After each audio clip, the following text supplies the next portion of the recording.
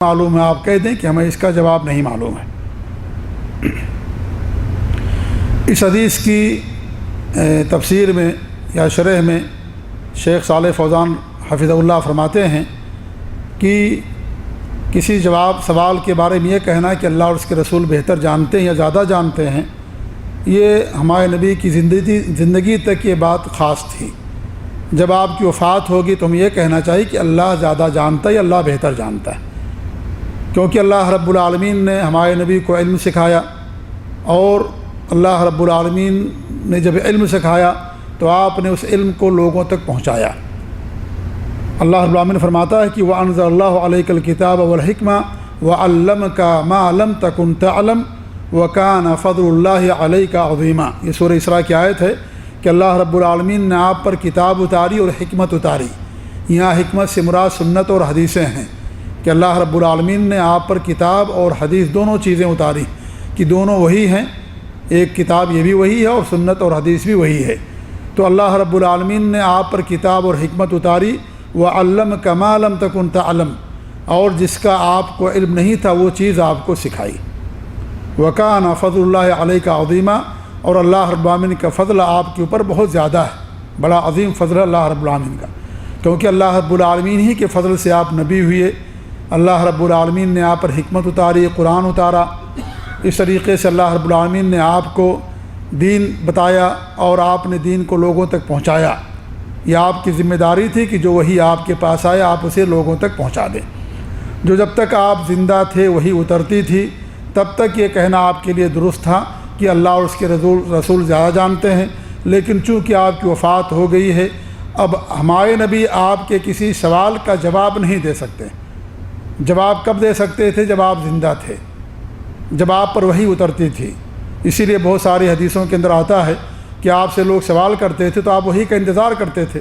جب وحی آتی تھی آپ کو جواب اللہ کی طرف سے مل جاتا تھا تو آپ لوگوں کو جواب دے دیا کرتے تھے۔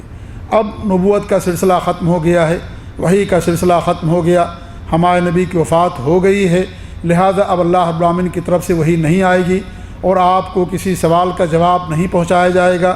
لہذا اب یہ نہیں کہا جائے گا کہ اللہ اور اس کے رسول زیادہ جانتے ہیں یا اللہ اور اس کے رسول جانتے ہیں۔ اب آپ یہ کہیں گے کہ اللہ رب العالمین جانتا ہے، اللہ رب العالمین جانتا، یہ کہا جائے گا۔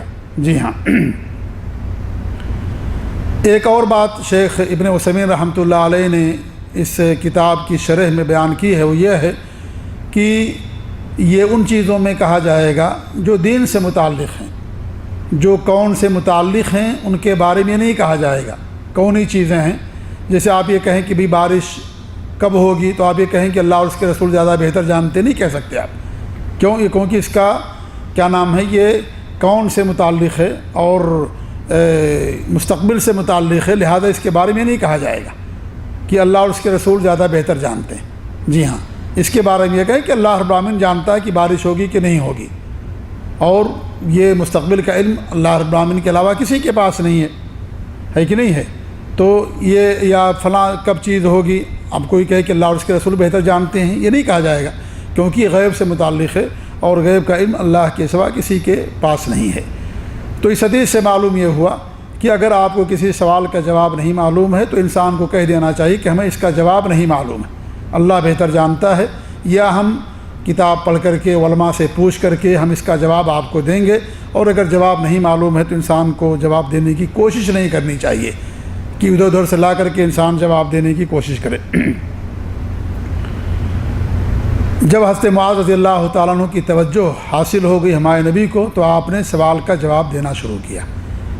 پہلا سوال یہ تھا کہ اللہ رب العالمین کا بندوں پر حق کیا ہے، اور یہ سب سے بڑا حق ہے، وہ یہ ہے کہ اللہ رب العالمین کی عبادت کریں اور اس کے عبادت میں کسی کو شریک نہ کیا جائے، کسی کو شریک نہ ٹھہرایا جائے۔ جس طریقے سے اللہ کی ذات سب سے بڑی ذات ہے، ایسی اللہ رب العالمین کا حق سب سے بڑا حق ہے، سب سے بڑا حق اللہ رب العالمین کا ہے۔ اسی لیے جہاں بھی حقوق بیان کیے گئے ہیں ان حقوق میں سب سے پہلے اللہ رب العالمین کا حق بیان کیا گیا۔ اس سے پہلے جو آیتیں گزری ہیں، جن آیتوں میں 10 وصیتیں کی گئی ہیں، اس میں بھی اللہ رب العالمین کا حق سب سے پہلے بیان کیا گیا۔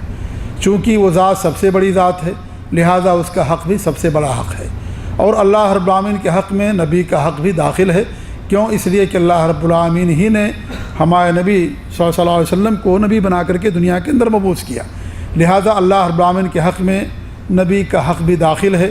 جس طریقے سے اللہ کی اطاعت میں نبی کی اطاعت ہے اور اللہ کی اطاعت حاصل کرنے کے لیے پہلے نبی کی اطاعت کرنا ضروری ہے، ایسے اللہ رب العالمین کے حق میں نبی کا حق بھی داخل ہے۔ تو یہ سب سے بڑا حق اللہ رب العالمین کا ہے کہ اللہ رب العالمین کی عبادت کریں، یعبدوہ ولا یشرکوا بہ شیئا، کہ خالص اللہ کی عبادت کریں اور اس کے بعد میں کسی کو شریک نہ ٹھہرائیں۔ صرف اللہ کی عبادت کافی نہیں ہے، اللہ کی عبادت کے ساتھ ساتھ شرک سے اجتناب بھی ضروری ہے۔ صرف عبادت کافی نہیں ہے، اگر صرف عبادت کافی ہو جاتی تو شرک سے دور رہنے کی تعلیم نہ دی جاتی۔ اسی لیے جو کلمہ لا الہ الا اللہ، اس میں اس بات بھی ہے، نفی بھی ہے۔ اللہ کے لیے عبادت کو ثابت کرنا ہے اور اللہ کے علاوہ دوسروں سے عبادت کی نفی کرنا ہے، یعنی شرک سے دور رہنا ہے، کیونکہ شرک انسان کی عبادتوں کو برباد کر دیتا ہے، تباہ کر دیتا ہے اور فاسد کر دیتا ہے، جیسا کہ اللہ رب العالمین نے قرآن مجید کے اندر ارشاد فرمایا ہے کہ وَلَقَدْ أُوحِيَ إِلَيْكَ وَإِلَى الَّذِينَ مِن قَبْلِكَ لَئِنْ أَشْرَكْتَ لَيَحْبَطَنَّ عَمْلُكَ وَلَتَكُونَنَّ مِنَ الْخَاسِرِينَ، کہ ہم نے آپ کی طرف وحی کی ہے، آپ سے پہلے تمام لوگوں کی طرف وحی کی کہ اگر آپ نے اللہ کے ساتھ شرک کیا تو اللہ رب العالمین تمہارے عمل کو برباد کر دے گا اور آپ خسارہ پانے والوں میں سے ہو جائیں گے۔ معلوم یہ ہوا کہ شرک یہ عبادتوں کی بربادی کا ذریعہ ہے اور شرک سے انسان کے اعمال برباد ہو جاتے ہیں۔ ایسے اللہ رب العالمین نے نبیوں کا ذکر کیا اور فرمایا کہ وَلَوْ أَشْرَكُوا لَحَبِطَ عَنْهُمْ مَا كَانُوا يَعْمَلُونَ، یہ سورہ انعام کی آیت ہے غالباً، کہ اگر یہ لوگ شرک کریں تو اللہ رب العالمین ان کے عمل کو برباد کر دے گا۔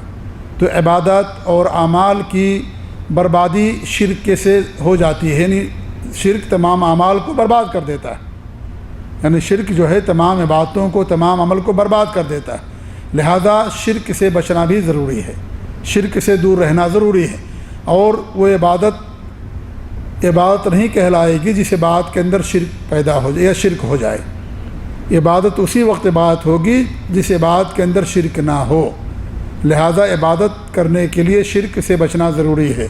تو سب سے پہلا جو حق اللہ رب العالمین نے بیان کیا اپنا، وہ کیا ہے کہ اللہ کی عبادت کریں اور اس کی عبادت میں کسی کو شریک نہ کریں، اور یہی سب سے عظیم مقصد ہے ہمارے اور آپ کے اور تمام مخلوقات کا، اور یہی سب سے بڑا حق ہمیشہ سے رہا ہے۔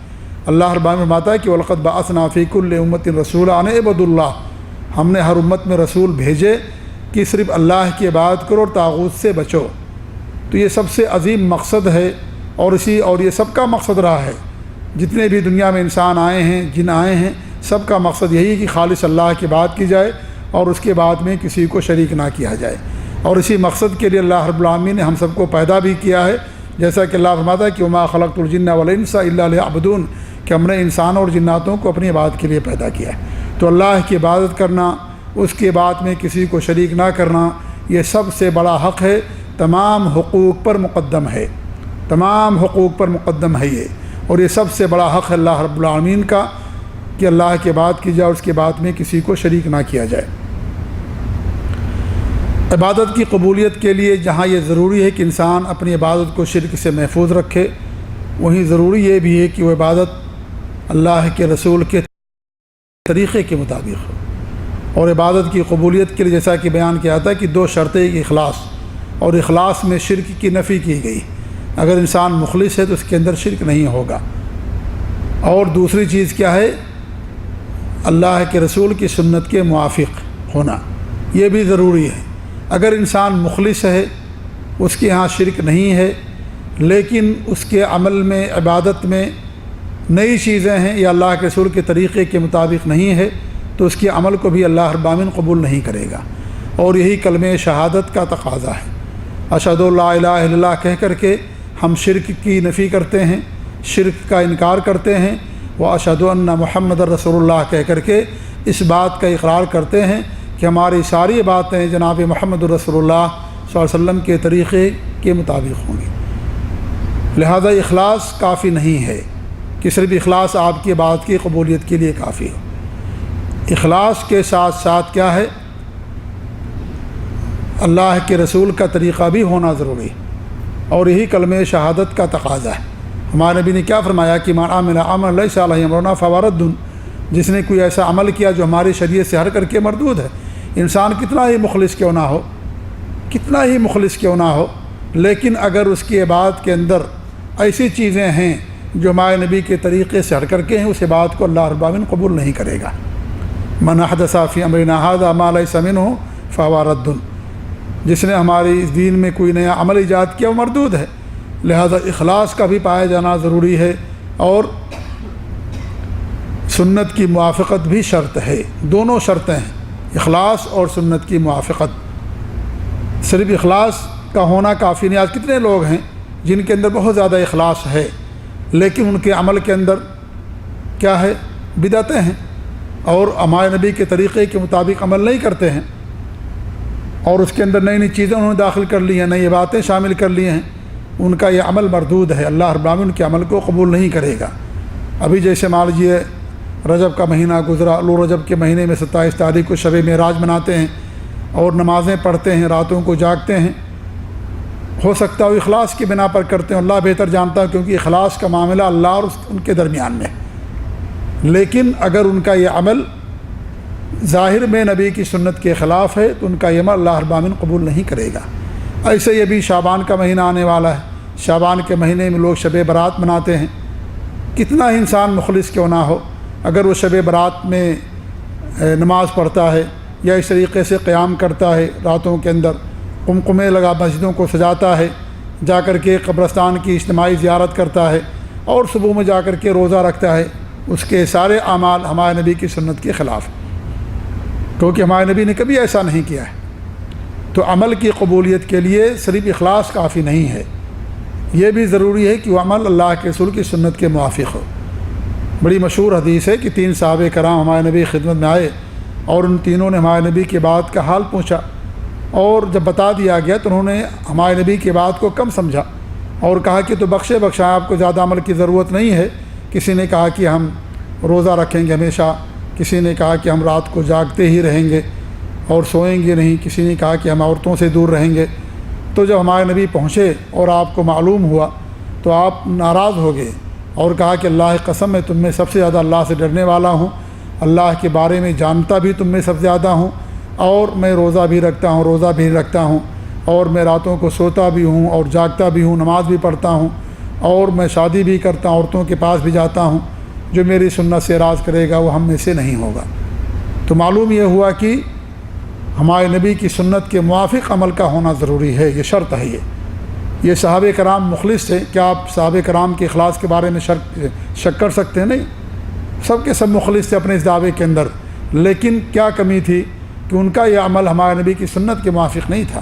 ہمارے نبی کی تعلیم یہ نہیں کہ ہم راتوں کو پوری رات جاگیں، پوری رات تہجد پڑھیں، نماز پڑھیں، یا اس طریقے سے ہمیشہ روزہ رکھیں یا بیوی کے پاس نہ جائیں۔ یہ ہمارے نبی کی سنت نہیں ہے، ہمارے نبی کی سنت کے خلاف، ہمارے نبی کے عمل کے خلاف۔ لہذا ہر عمل کی قبولیت کے لیے اخلاص پہلی شرط ہے، اور دوسری شرط کیا ہے؟ وہ عمل ہمارے نبی صلی اللہ علیہ وسلم کی سنت کے موافق ہو۔ جب تک یہ دونوں شرطیں نہیں ہوں گی کسی کا کوئی عمل مقبول نہیں ہوگا، انسان کتنا ہی مخلص کیوں نہ۔ صحابہ کرام زیادہ کوئی مخلص نہیں ہو سکتا ہے۔ آپ نے ان پر ناراضگی ظاہر فرمائی، نکیر کی اور لوگوں کو منع کیا۔ اس لیے آج یہ کہنا کہ بھئی وہ لوگ مخلص ہیں، بڑا اخلاص ہے ان کے پاس، یہ اخلاص کافی نہیں ہے۔ یہ اخلاص ہے نہیں ہے، اللہ بہتر جانتا ہے۔ ہمیں اس کا مکلف نہیں بنایا گیا ہے، نہ ہمیں اس کا پابند بنایا گیا ہے کہ ہم کسی کے بارے میں کوئی ہمارے پاس تھرمامیٹر ہے کہ ہم ناپیں کہ کس کے پاس اخلاص ہے، کس کے پاس اخلاص نہیں۔ یہ معاملہ اس کا اور اس کے اللہ کے درمیان میں اللہ بہتر جانتا ہے۔ جی ہاں، لیکن اسی اللہ کا حکم ہے کہ وہ عمل اس کے رسول کی سنت کے خلاف ہوگا، اللہ اس کے عمل کو قبول نہیں کرے گا۔ کلمے کے اندر یہ چیز داخل، لا الہ الا اللہ محمد رسول اللہ، یہ بات اللہ کی جائے گی، لیکن وہ بات نبی کے طریقے کے موافق ہوگی۔ اسی لیے